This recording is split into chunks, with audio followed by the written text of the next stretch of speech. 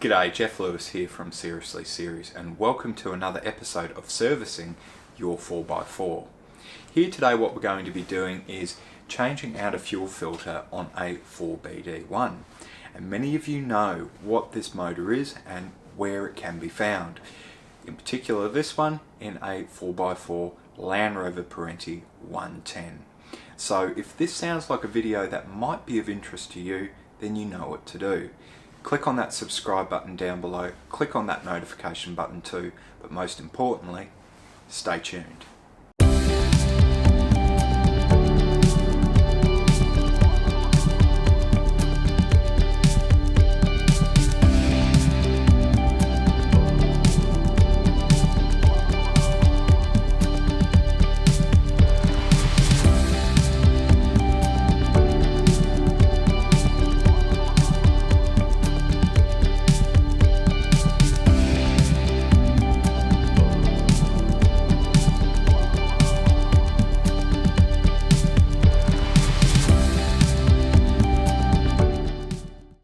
Right, so before we start actually endeavouring to take the fuel filter off, there's a couple things that we need to do.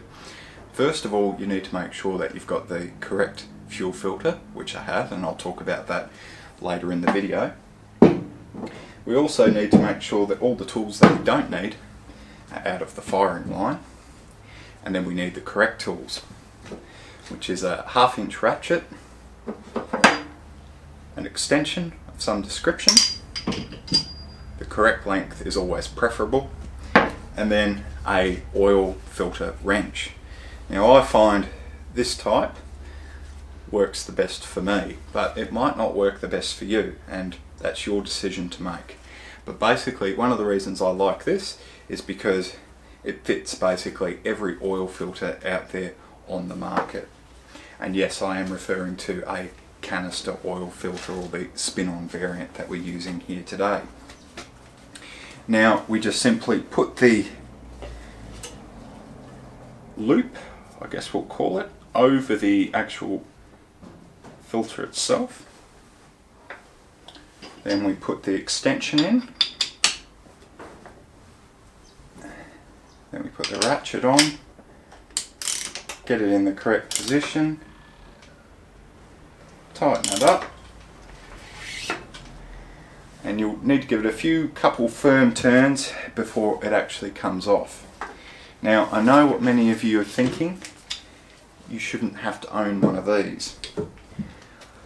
If I had my way, I would have won the lottery years ago.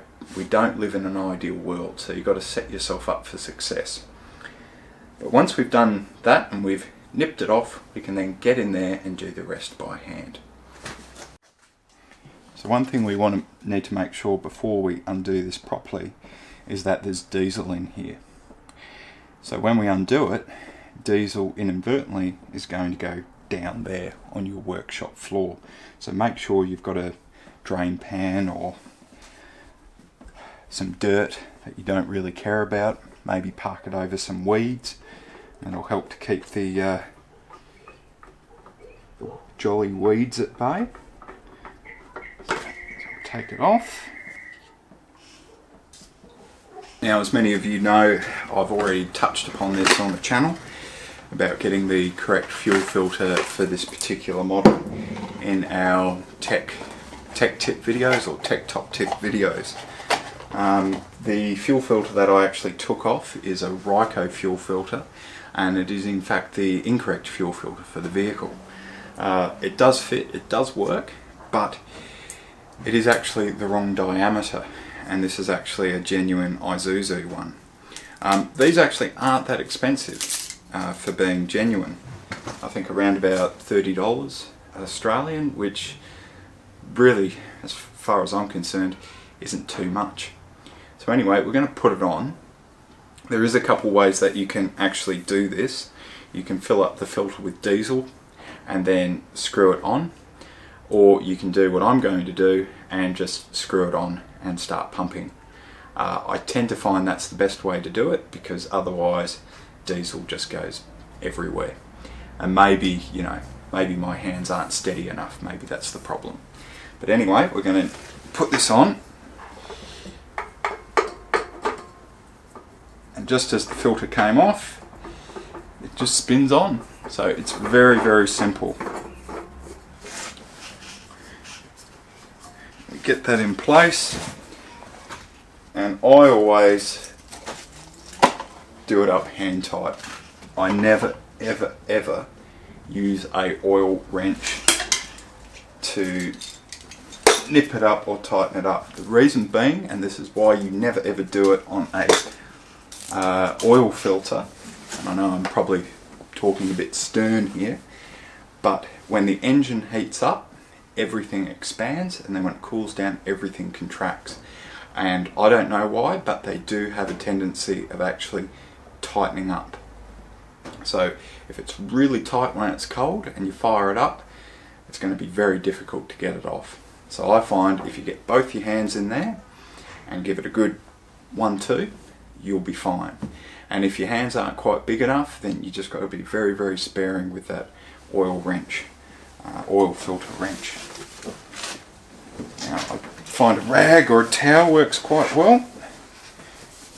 Sometimes it gets a bit slippery. Okay, that's on there nice and tight. Now, a good way of knowing if it's correct, I guess, torque or tight, is that you should have the fuel filter sign actually pointing towards the front of the vehicle. That's always the one I use, and it's worked well for the last 6 years or so.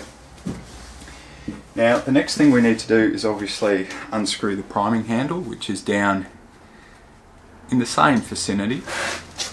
It's actually just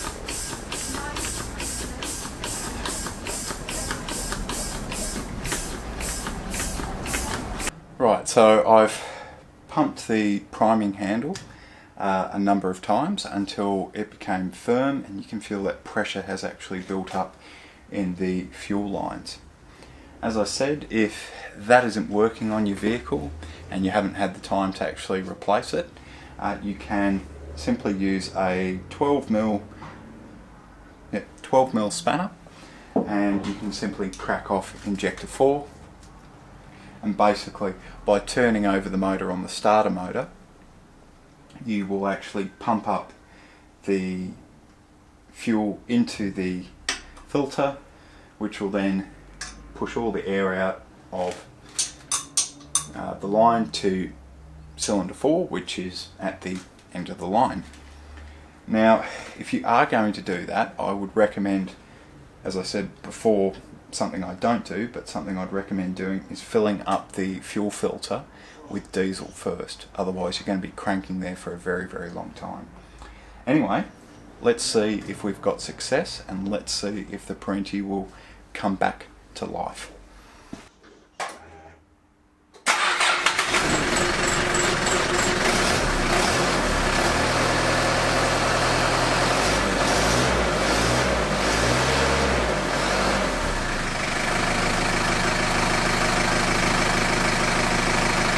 Well, there you go, success. And as you can see, it's not a very hard thing to do, but if you take your time, do it right, it makes life a lot easier. Anyway, thank you very much for watching this video, and if you are enjoying the video content here at Seriously Series, then please do consider supporting us via Patreon by clicking on the Patreon icon at the top right hand corner of your screen.